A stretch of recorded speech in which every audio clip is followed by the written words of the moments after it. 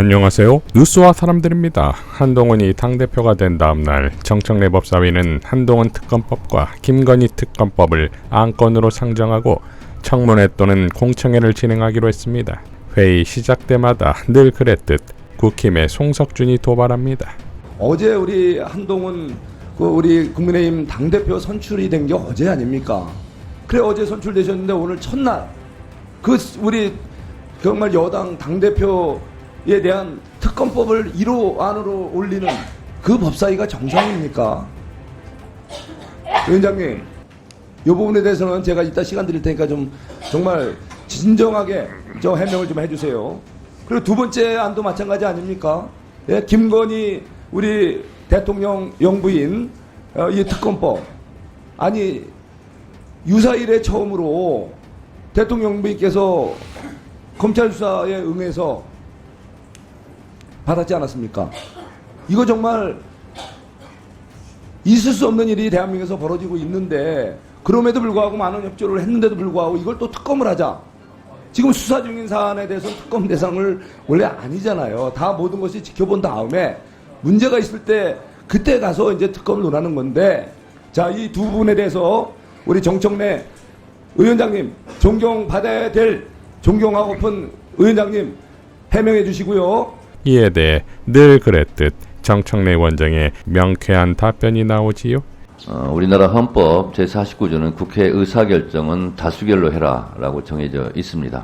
총선을 통해서 한 석이라도 과반 의석을 확보하기 위해서 노력하는 근본적인 이유는 헌법에서 규정하고 있는 다수결 표결 원칙 때문에 그러하다고 생각합니다. 이렇게 하자 저렇게 하자 찬반 논쟁이 항상 있을 수 있습니다. 그럴 때는 정하고 가야 됩니다. 그 정하는 방법은 다수결 표결입니다. 헌법 정신입니다. 국회에서 의사결정 과정은 안건 상정, 안건 토론, 표결, 승복입니다. 이것이 국회 의사결정 방법이면서 동시에 민주적인 의사결정 과정이라고 볼 수 있습니다. 안건에 대한 토론을 하고 이어 상정 표결에 들어갑니다. 당연 국힘이 난리치지요. 그리고 더 당연하게 정청래 위원장은 아무 꺼리낌 없이 표결로 통과시키지요. 예, 이건태 의원님 등의 찬성이 있으므로 국회법 제71조에 따라 토론 종결 동의가 의제로 성립되었고, 이에 따라 국회법 제108조에 따라 토론을 하지 않고 표결할 것을 선포합니다. 하고 하자.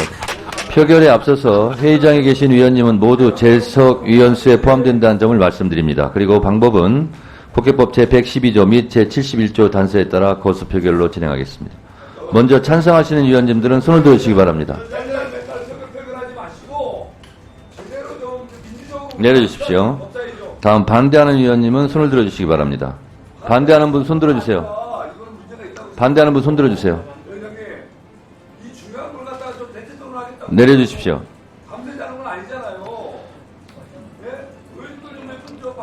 표결 결과를 말씀드리겠습니다. 재석 의원 총 17인 중 찬성 11인, 반대 3인, 기권 3인으로 가결됐음을 선포합니다. 의사일정 제1항 및 제2항은 제정법률안으로서 국회법 58조 6항에 따라 공청회 또는 청문회를 개최하여야 합니다. 따라서 해당 안건들은 전체 회의에 계류하고 공청회 또는 청문회 개최 후 일소위로 회부하겠습니다. 또한 의사일정 제6항 대통령 탄핵소추안 발의 반대에 관한 청원은 현재 우리 위원회에서 심사 중인 즉각 발의 요청에 관한 청원과 동일하게 위원회 차원의 청문회를 개최하자는 것이 저의 입장입니다. 이에 대한 찬반 여부에 대해서 여당의 입장이 확정되지 않았으므로 이에 대한 간사간 협의를 위하여 전체회의에 계류하겠습니다. 한동훈이 당대표가 된 것에 대해 신인규 전 국힘 부대변인은 다음과 같이 발언했습니다. 한동훈이 국민의힘 당대표로 선출됐다. 검찰 출신 대통령이 정치 데뷔 고작 8개월 만에 정상에 올랐다. 그러고 나서 국정 운영은 죽을 쓰고 있다. 준비되지 않은 리더십 때문이다. 한동훈 역시 검찰 출신 인사인데 7개월 만에 집권 여당의 당대표가 되었다.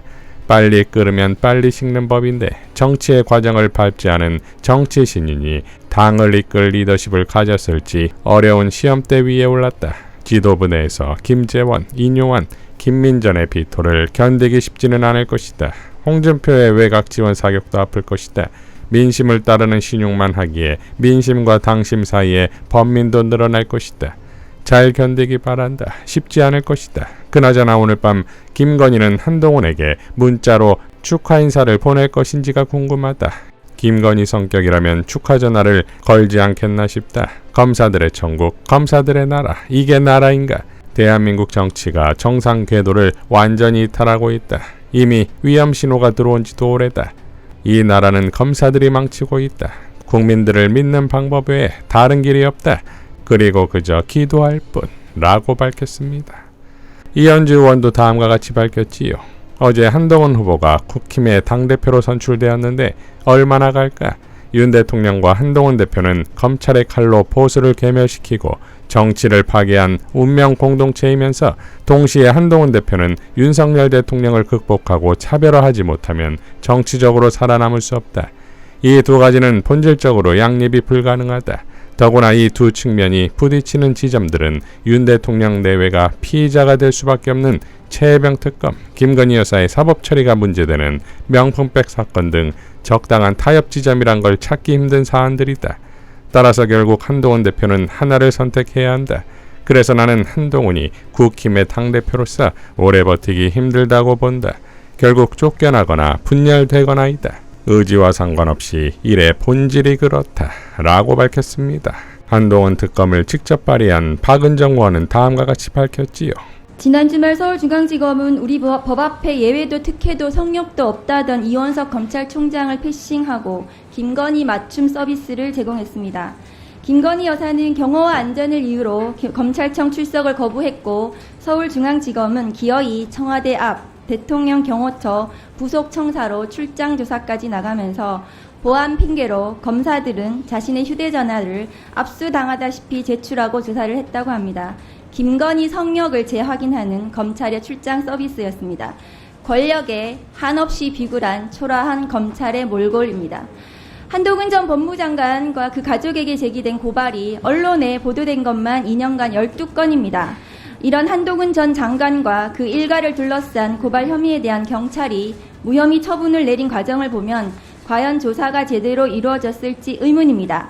특히 자녀의 논문 대필 의혹을 포함한 5개 업무 방해 등 혐의에 대해서는 경찰이 논문 심사 규정을 해심받지 못했다는 이유로 무혐의 처분을 하고 지난번 청문회에서도 보시다시피 경찰의 수심위에서 거수기로 그것을 손들어줬습니다. 국민들은 경찰의 수사 결과를 믿지 못하고 있습니다. 오히려 한동훈 전 장관의 당대표 출마 선언에 맞춰 경찰이 무혐의 발표를 해줘서 꽃길을 깔아줬다는 비판들이 더 많습니다. 한동훈 대표가 법무부 장관 혹은 검사 재직 시 연루된 위법 행위들에 대해서 조국혁신당은 특검법을 발의했습니다.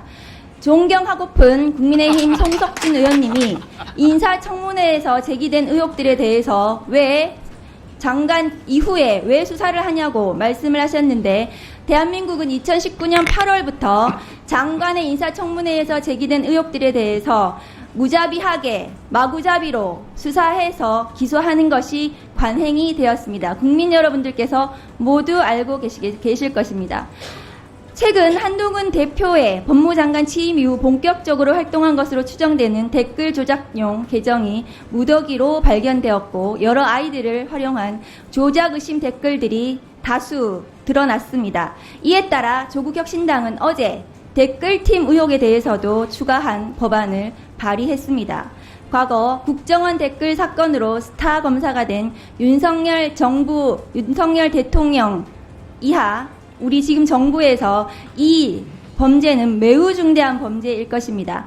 존경하는 정청래 위원장님과 법사위원님들께서 한동훈 전 장관을 둘러싼 댓글팀 의혹까지 제기되는 상황임을 감안해서 이번에 새롭게 제기된 댓글팀 의혹까지 심사 대상에 포함시켜서 충분히 법사위에서 토론이 이루어졌으면 좋겠습니다. 자, 김건희 특검을 빼박으로 만든 김건희 황제 조사에 대해 국힘의 주진우의 주장은 빵 터집니다. 그걸 지금 자꾸 황제조사라고 하시는데 그 장소 자체가 무슨 시설이 좋다든지 그런 것이 아닙니다. 중앙지검 뭐 아시다시피 중앙지검으로 들어갈 수 있는 통로가 한두 군데밖에 되지 않고 또 경호원들이 대동하기 때문에 중앙지검에 들어갔을 때 당연히 그 보안 유지가 어렵게 됩니다. 그래서 보안 유지가 어렵고 조사 중간에라도 보안이 새게 되면 그 경호 문제를 어떻게 할 수 있겠습니까? 그런 점이 있기 때문에 제3의 장소에서 한 것이고요. 그 제3의 장소라는 것도 예를 들어서 무슨 편의시설이 많다든지 편한 시설이 아니지 않습니까?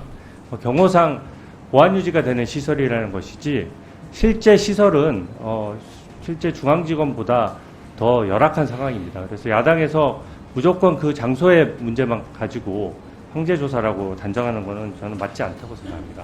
반면 박지원 의원의 주장도 빵 터졌지요. 검찰총장과 영부인께서 26일 청문회 증인으로 안 나온다 하는 것들이 보도되고 있습니다. 저는 이 원장님께서 영부인께 요구를 해 주십시오. 법사위원들도 대통령실로 소환해서 청문회를 열게 해주세요. 우리는 핸드폰 가지고 가지 않겠습니다. 그렇게라도 청문회를 열어야 된다 하는 것을 말씀드립니다. 자, 한동훈 당대표 등판으로 김건희와의 대결이 궁금해지는 것인데, 그러니 민주당과 조국혁신당이 한동훈 특검과 김건희 특검을 동시에 던진 것이 윤석열과 김건희에겐 한동훈 특검패를, 한동훈에게는 김건희 특검패를 나눠주어 치열하게 싸우라는 전술이 아니겠습니까? 김건희 특검법을 발의한 이성윤 의원도 다음과 같이 밝혔지요. 법사위에서는 한동훈 전 법무부 장관의 검사 장관 재직 시 비위 의혹 및 자녀 논문 대필 등 가족의 비위 의혹 등 진상규명을 위한 특별검사 임명 등에 관한 법률안이 상정됩니다. 윤석열 용산 대통령의 최혜병 김건희 종합특검법 대 한동훈 특검법의 사생결단 8표 싸움이 본격적으로 개막되었습니다. 라고 밝혔습니다. 이상 뉴스와 사람들이었습니다. 시청해 주셔서 감사드립니다.